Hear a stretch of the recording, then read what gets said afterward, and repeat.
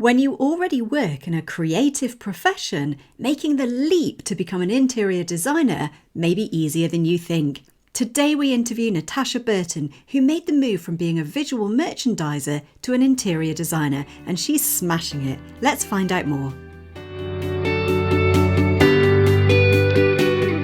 Welcome to the Hubcast, brought to you by the Interior Designers Hub, where we help and support interior designers to get trained, get into the industry, and to grow wildly successful businesses.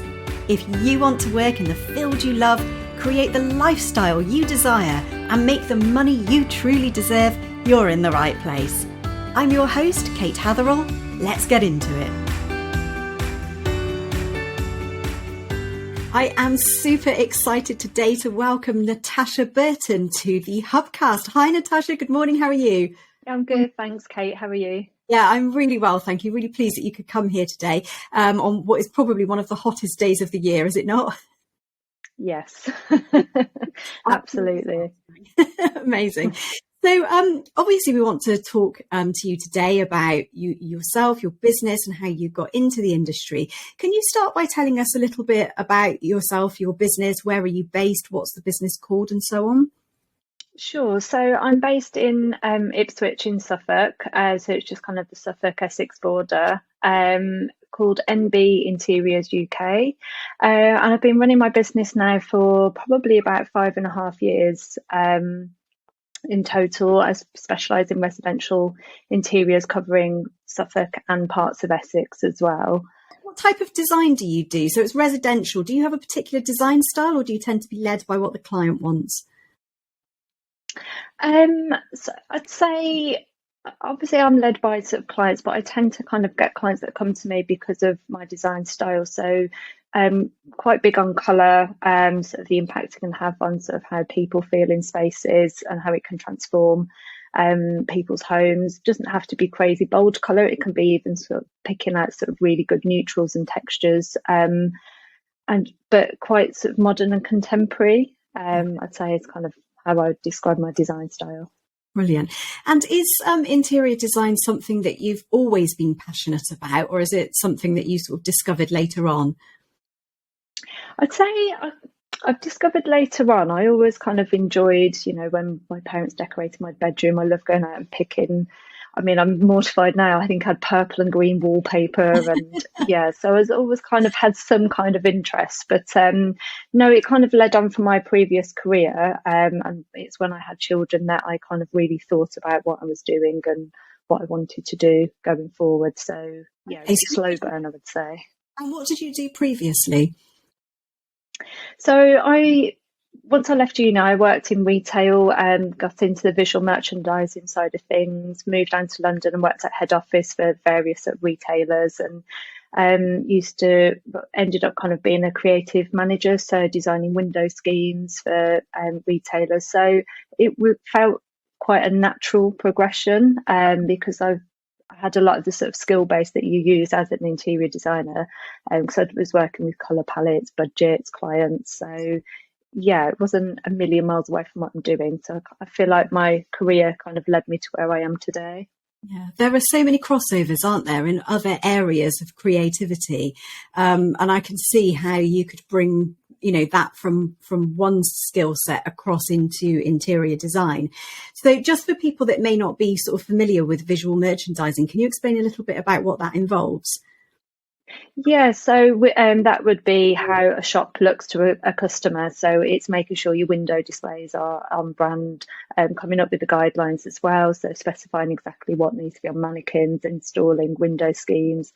And then the shop floor is looking at the layouts, customer journey, obviously then merchandising the stock into packages, colour themes, and obviously visual displays and being commercial with it as well. So yeah, lots of things that actually naturally transfer into kind of the interior world. Yeah, there are huge crossovers there, aren't there? Yeah. With planning, with colour theory, I guess you have to think about line and shape and pattern and all of those sorts of things that is so relevant to interior design as well.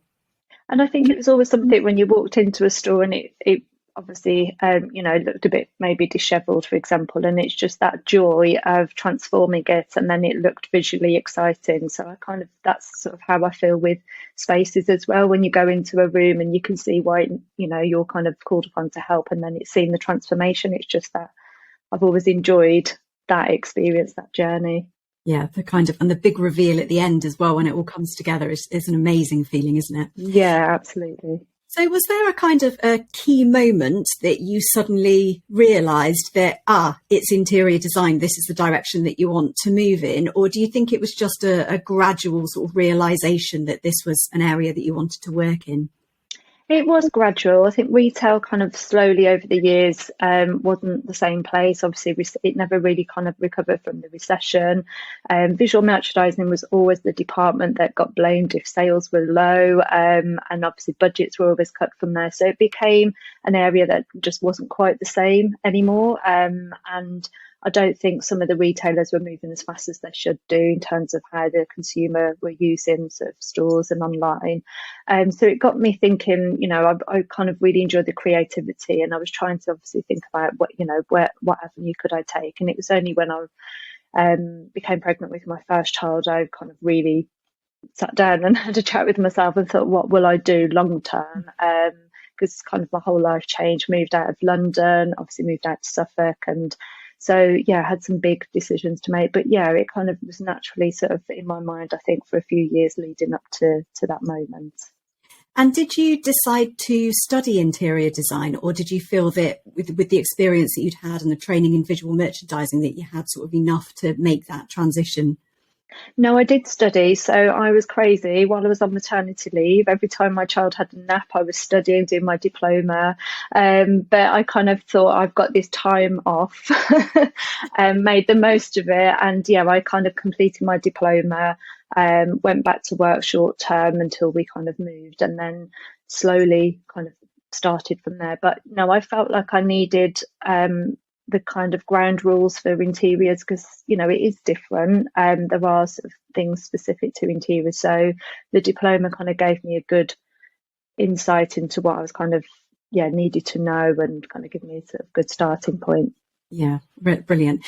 And obviously now you run your own business, and I know it's very busy, very successful business. Did you always want to run your own business, or did you consider perhaps working for a studio instead of going out on your own?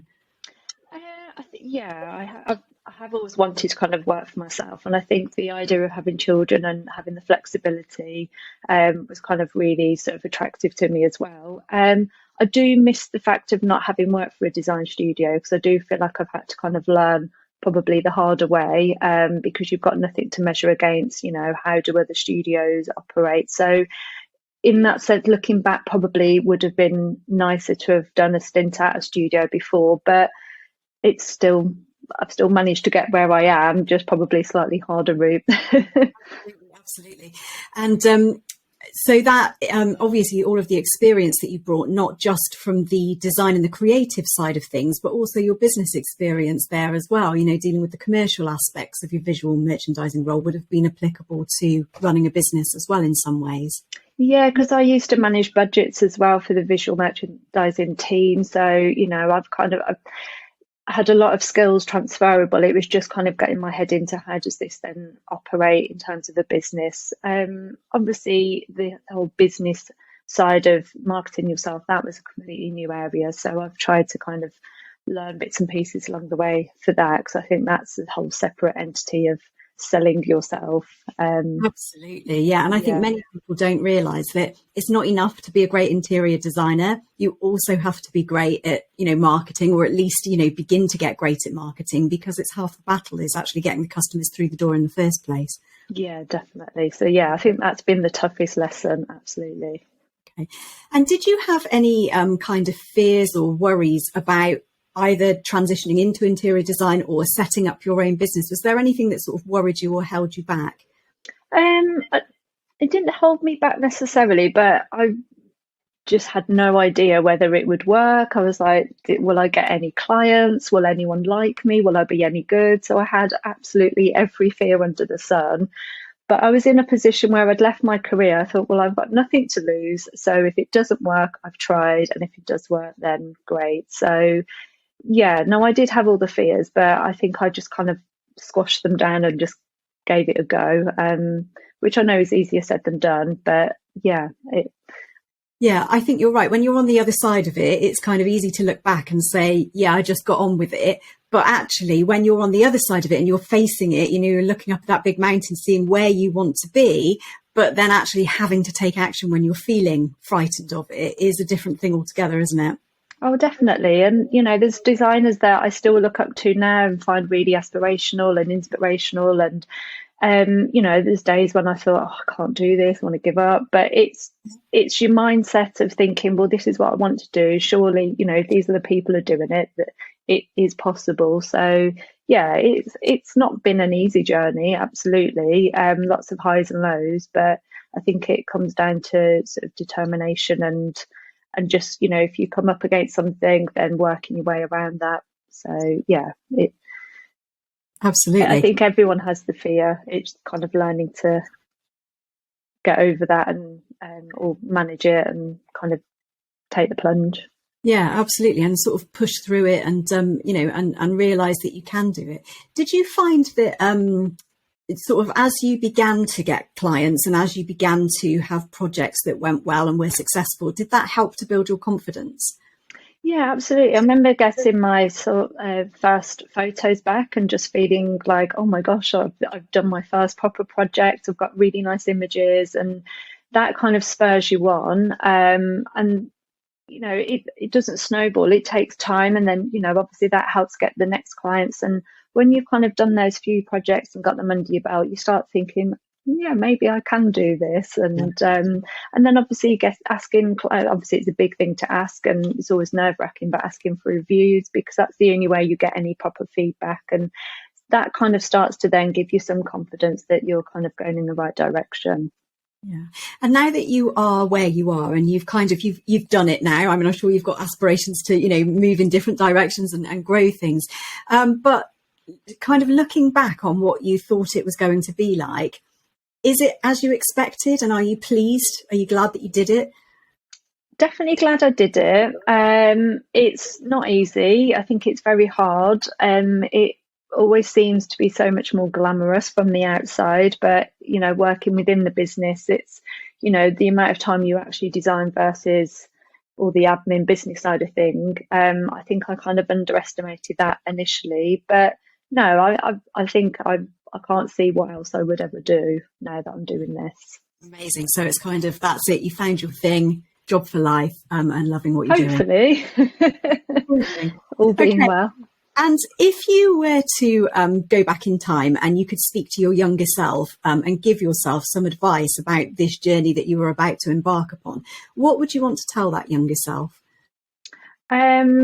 Maybe better planning. I kind of just dived in. I didn't kind of think about sort of the business side of things. So I think in the early days when work was slower, maybe I could have worked more on how does the business operate and kind of have sort of things in place. So when work picked up, it kind of caught me off guard. So I felt like I was kind of going back a few steps thinking, okay, how do I run this process, that process? So I think I did go into it very sort of naively.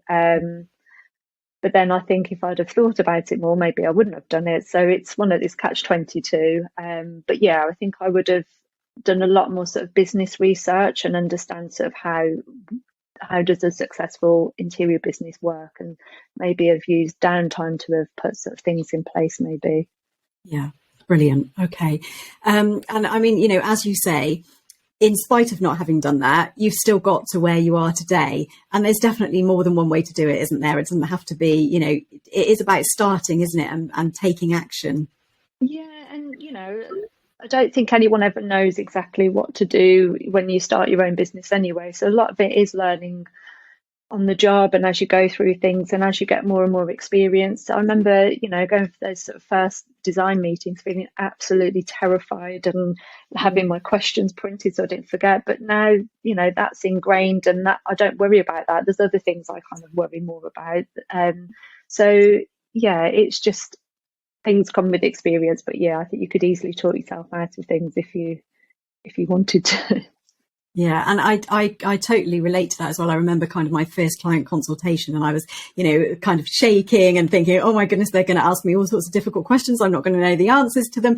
But actually, once you get through it and you've done it a few times, then like you say, that just doesn't become a worry anymore. And you sort of look back on it and think, what was I worried about? And actually, it's fine. But you kind of have to go through that in order to know it. You do, and I think it's like even when you start a new job, it's that terror sort of feeling. You think, I don't know anybody there. What is the job? Can I do the job? So it's the same kind of feeling. But when you're on your own, yeah, I feel it's a lot more heightened. But yeah, once you kind of get into the flow, and again, it's just time, experience, it all starts to feel kind of like your normal job. So it becomes easier. And how did you start getting those kind of first few clients? Was it family and friends, or was it through marketing activity? It was through family and friends. So I did some things for free. I was really fortunate with who I knew. So my friend's husband was a chartered surveyor, so he pulled me on some projects just for free, just kind of specking things like lighting, colours, not even furniture, but just kind of gave me the sort of taster for the process. So yeah, that definitely helped, kind of doing those sort of initial projects. Yeah, and then once you'd kind of done that, and presumably that gave you a bit more confidence once you'd done those kind of free projects. And then how did you kind of transition into paid work from there? I signed up to House, and I do marketing through them. So the initial projects came via them, just because my website was so new. So traffic was obviously really sort of slow, because it takes some time to sort of build that side up. But yeah, it came through, then having to pitch for work via the leads that came through on that, and then just managed to get a couple and kind of slowly built from there. Amazing. And how long do you think it took you to build it up to be sort of, the amount of regular work that you wanted to have?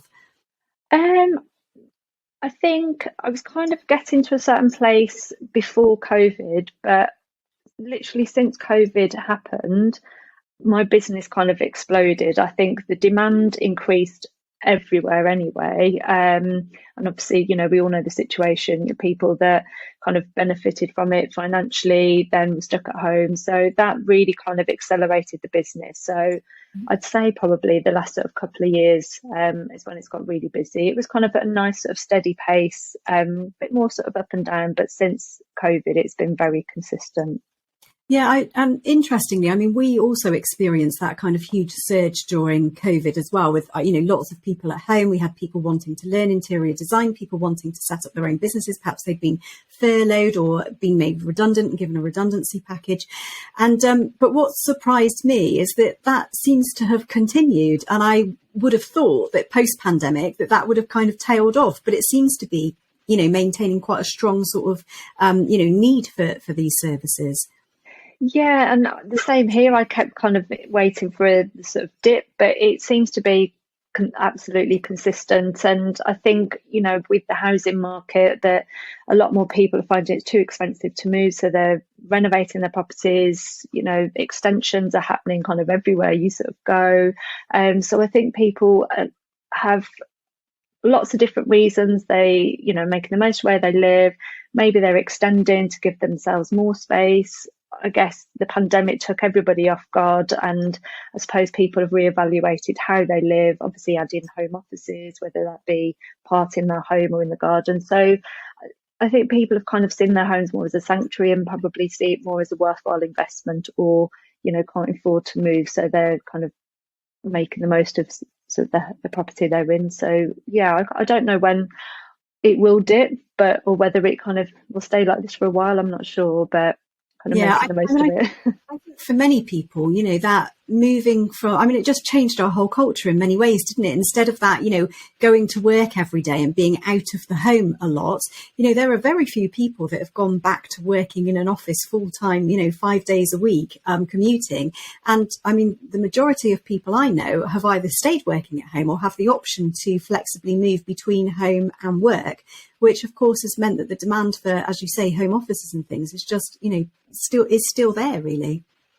Yeah, definitely. So, the homes have to work that bit harder, and you need the distinction if you do work from home where you have a separate space, and then you have sort of the tranquility of your home where, it's that kind of comfort regardless of what's happening in the world. I think people kind of now value their homes in a different way of, that's their sort of safe haven. Yeah.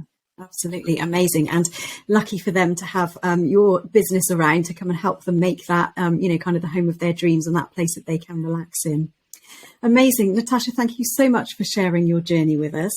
Before we end, would you be happy to play a game of designer this or that? Absolutely. I'm so pleased that people are up for playing a game. Okay, so here's how it works. I'm going to give you a choice of two different things. It's 1 minute and we're going to get through as many of them as we can. You're not allowed to say both or neither. It is one or the other. Are you ready? Let's go. Okay, let's go. Scandi or boho? Boho. Spots or stripes? Spots. Maximalist or minimalist? Maximalist. Dark or light? Dark. Neutral or colourful? Colourful. Blinds or curtains? Curtains. Formal or casual? Casual. New or upcycled? Upcycled. Leather or vegan leather? Vegan leather. Brand paints or colour matched? Colour matched. Farrow ball or little green? Little green. Plumping cushions or karate chopping cushions? Plumping. Linen or velvet? Velvet. Glam or rustic? Rustic. Art deco or pop art? Ooh. Art deco. Tricky Floral, one. floral or plain? Floral. And ant or deck? Ooh. Deck. Okay, we are right. Fine. Natasha, thank you so much for being a sport and playing my game with me today. Thanks for having me. Thanks so much for coming on. How can people get in touch with you if somebody's listening in the local area and is thinking, that's the designer for me? How can they get in touch with you and your company? Obviously on my website, my phone number's on there, so mbinteriorsuk.com, Instagram, I'm quite active on there. So yeah, probably either of those are the best way. Amazing. Brilliant. Okay, Natasha, thank you so much for giving up your time today. I know you're really busy, so I really appreciate it. No, and thanks for having me. Enjoy the rest of the day. And you, thanks, Kate. Thank you for tuning into Hubcast by the Interior Designers Hub. If you've enjoyed this podcast, please take a screenshot and share it to Facebook, Instagram, or your favourite social media channel. Make sure to tag me in at Interior Designers Hub and let me know what you enjoyed about this episode. I reply to each and every comment. I'd also like to offer you an incredible free gift, which is going to show you the exact roadmap that you need to take to become a wildly successful interior designer. It shares our secrets to business success. If you'd like to get your hands on that, head on over to interiordesignershub.co.uk/roadmap right now. Thanks so much for listening, and I'll see you next time.